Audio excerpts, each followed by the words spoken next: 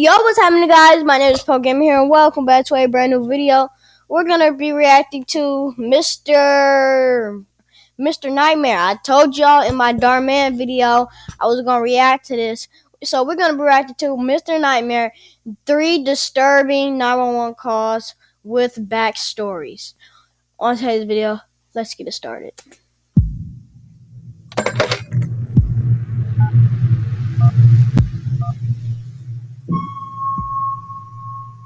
Sean Great stalked northern Ohio between 2006 and 2016, slaughtering women after assaulting them. He's now on death row awaiting execution, thanks to one would-be victim's bravery. The following 911 call you're about to hear is of that would-be victim and is possibly one of the most tense 911 calls you'll ever hear. On September 13th, 2016, Ashland police received a phone call from an unknown woman who police referred to as Jane Doe, who whispered that she had been kidnapped and was tied up mere feet away from her sleeping abductor.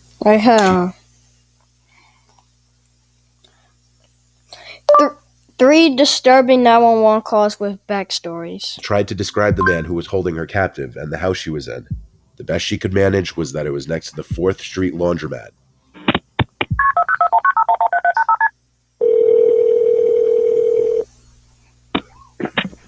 Okay. Wait, what? What is that? If you hear this call before and wish to skip, you go to 911, what is the address to your emergency? By the 4th Street laundromat. What is it? 4th Street laundromat. What's the problem? I've been abducted. Who abducted you? Sean Green. You said John Green? Sean Great. Where's he at now? Asleep. Where's he sleeping at? In the bedroom. In what bedroom? There's 2 houses right by the laundry street. And it's in one of those houses. What color's the house? Yellow. I'm sorry. Is it an apartment? No, it's a house. Okay, does he own the house? No, he broke into it. Does anybody actually live there? I think they've been abandoned. Does he have a weapon? He's got a taser. Are you injured? A little. Where did he take you from? My apartment. I was walking with him. You were walking with him? Where were you walking to? I've known him for like a month and a half. Is there any way you can get out of the building? I don't know without waking him, and I'm scared. Is there a bathroom in the house? Well, his bedroom is closed, and he made it so it would make noise. And if you told him you had to go to the bathroom, he would do something to you? Yeah, because he had me tied up. Are you tied up now? Well, yeah, but I kind of freed myself. Is he in the same room with you? Yes. Are you bleeding from anywhere? Not anymore. What you mean not anymore? Oh, shit. Oh, shit, I woke him up. I just set the phone down.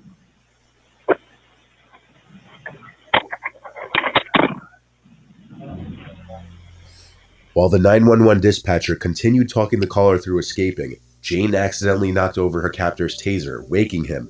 The line went dead briefly, and she was suddenly minutes away from being the 6th victim of the serial killer Sean Great. And by this point, the police knew they had to race if they wanted any chance of saving the helpless woman. Great sat up in his bed and stared at the floor, before laying back down again, not realizing that Jane was on the phone with the police. Are you still there? I'm a stalker. What? I'm a stalker. Do you hear any officers outside? No. Okay, they're in the area. Oh, wow. Can you get out of the house? Locked. It's locked. Are you at the door? Yeah, I am. She's at the door. She's at the door on the right side of the house. She got out of the bedroom. Is there a window there? Yeah, I'm looking out of it. Come back. She said Hurry. She said to hurry up and come back. Yeah, they can see me if they come locked. to it. The door's locked. Hurry up, get out here. Thank God. Where is it? Wow. Bedroom sleeping. Still sleeping? Yeah. Okay, they have her. You went on it. Armed. Unarmed? Yeah.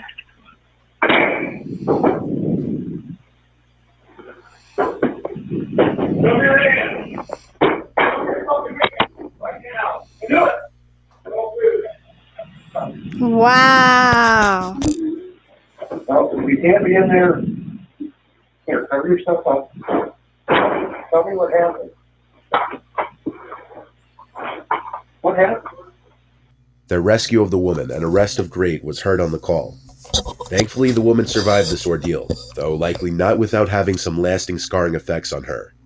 As a teenager growing up in Marion, Ohio, Sean Great was well liked, particularly by girls. He had a charm about him that would mask his inner rage, at least for a while.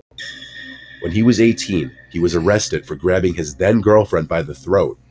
A few years later, he was arrested for breaking into his 17-year-old girlfriend's home and choking her. And only 8 months later, he broke into the same girl's house again, this time slipping underneath her couch and hiding until he saw an opportunity to strike.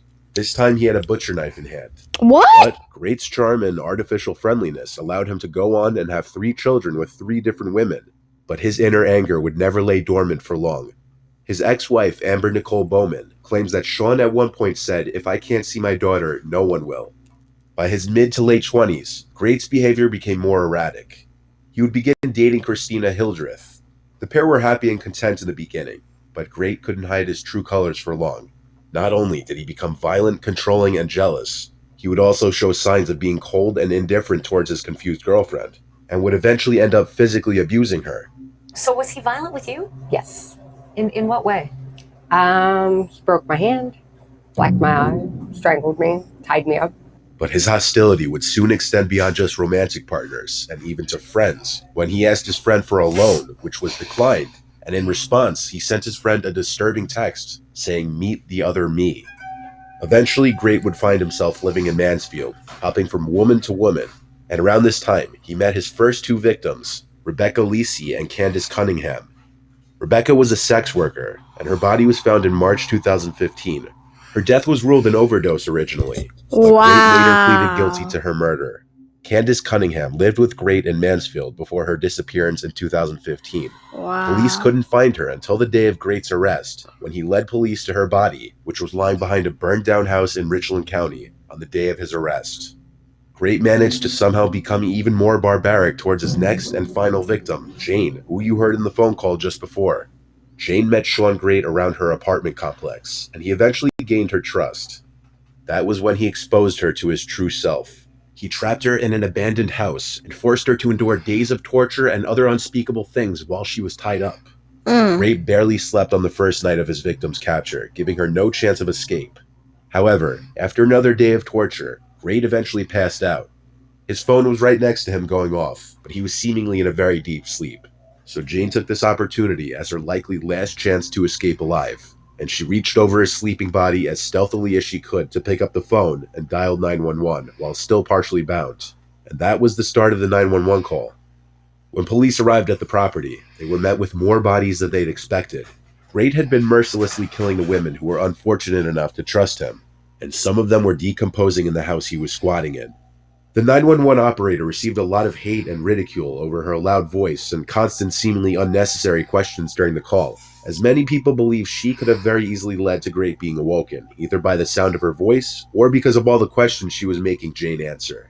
Thankfully, things went the way they did, and this 911 call was a very fortunate story, as it got a monster off the streets who no doubt wouldn't have stopped doing what he was doing.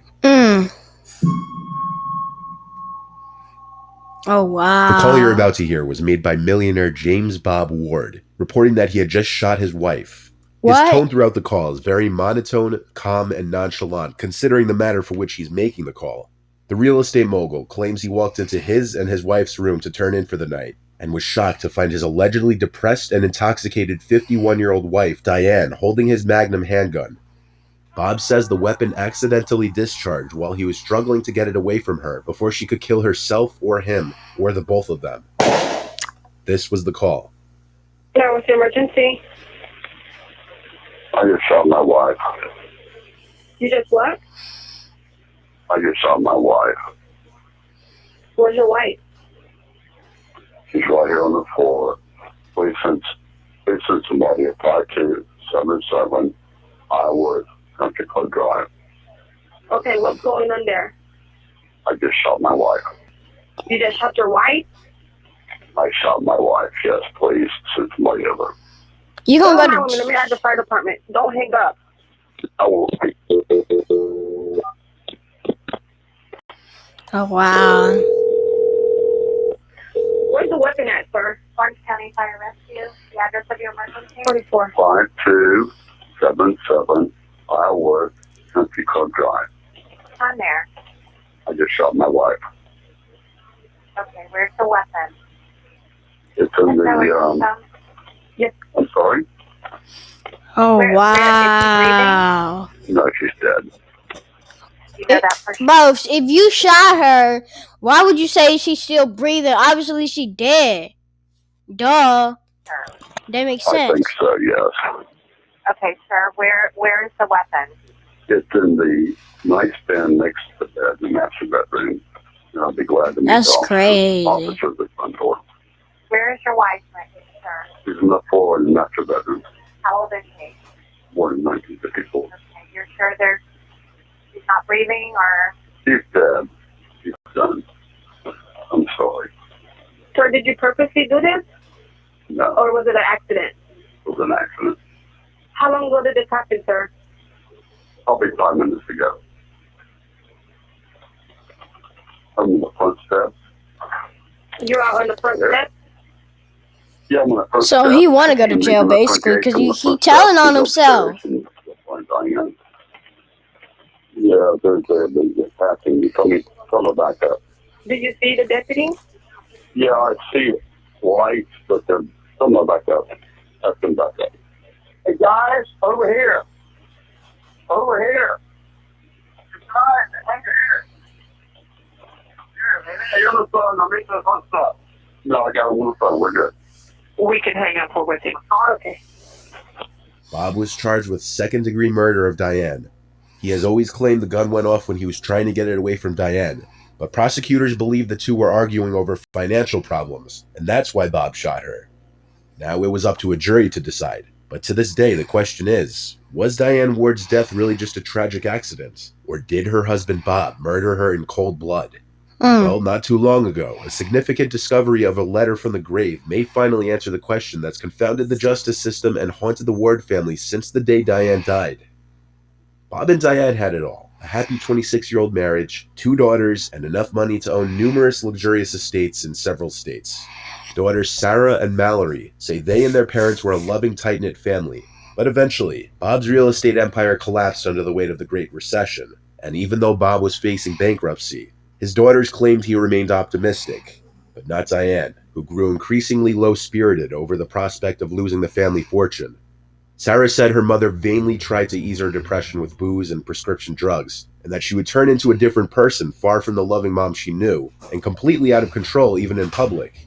She said her mother was also directing all her anger and resentment at her father, after having to cut back on some of the luxuries the family grew used to. Oh Sarah says her wow. father was like her mother's punching bag. Bob's defense attorneys painted Diane as a suicidal and unstable person, and in 2018, his defense attorneys produced new evidence. A suicide note written by Diane was found in the couple's Atlanta home. It was reportedly found by an estate sales professional in the closet in the master bedroom. She stated that she was on a ladder in a small closet in the bedroom when she noticed a pink notebook next to some hair rollers. She opened the notebook and found a note and some cards with Diane Ward printed on them. The alleged suicide note read, "Dear Mallory and Sarah, please know how much I love you. I don't know how it happened for me to end up like this. I want you to have wonderful lives and know that I will always be watching out for both of you. Wow. Take care of Daddy. I love you more than you will ever know. Take care of the dogs. They will need you." Defense attorneys claim that a former FBI handwriting expert could testify that he thinks the handwriting is indeed that of Diane Ward. So this all begs the question, Is what Bob says true? Was his shooting of his wife an accident? But if this were the case, Bob's calm and seemingly unaffected tone over the phone with 911, and even during his police interrogation, wouldn't make much sense. Then you're doing it rather than Any reading glasses anybody has? Sure. Thank you so much. Thank you. I have my pair. Thank you. I may I have have. a folding pair, but I think they took them. Thank you. Oh, Like I said, I'm Detective Frost. I didn't get your name, your first name. I go by Bob, Okay. but it's James Robert. It would be a safe assumption that anyone who just accidentally murdered their wife would show any kind of remorse or regret. But Bob was calm and seemingly unaffected throughout. He's still in prison today. Wow. This last one has been circulating the internet for decades, and you've likely heard it before. In fact, I've included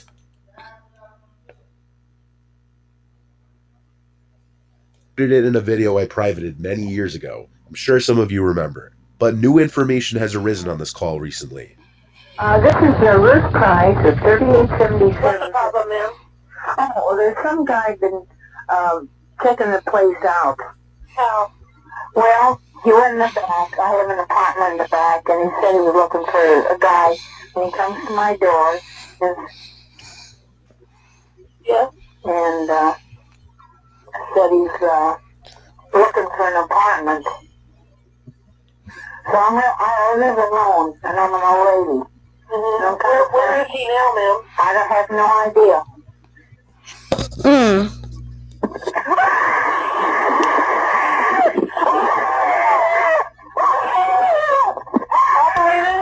Oh, dang.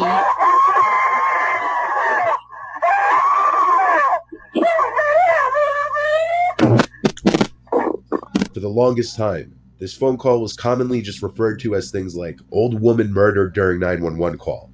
For a long time, people speculated that this call was just a hoax or a choreographed recording for 911 operator training. That's messed up. Eventually, though, the woman's name was revealed to be Ruth Price, and it was learned that the call was in fact real. However, the internet was still having a hard time gathering any further information on this Ruth Price woman, or what her fate was after the phone call. The unfortunate assumption that she was murdered shortly after this call was always the go-to assumption. At the beginning of the call, Ruth begins to give her address as 3877, but is cut off by the 911 operator.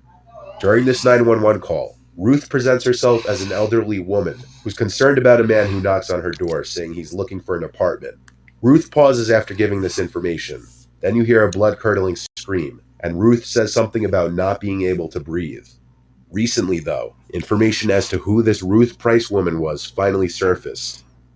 Ruth Mildred Starr was born in Pueblo, Colorado on December 7th, 1913. Ruth went to Central High School in Pueblo, Colorado, and this was her yearbook photo.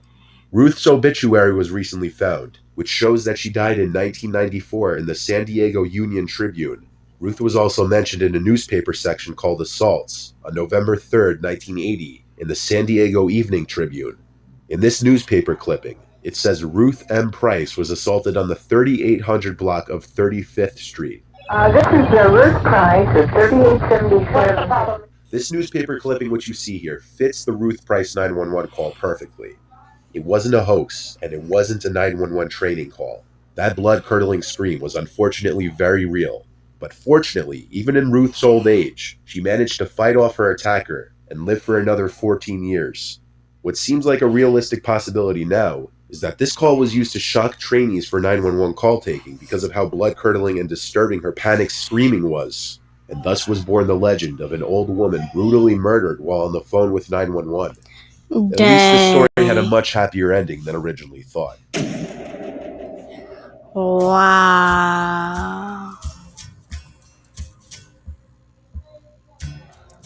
Wow, dog. Wow.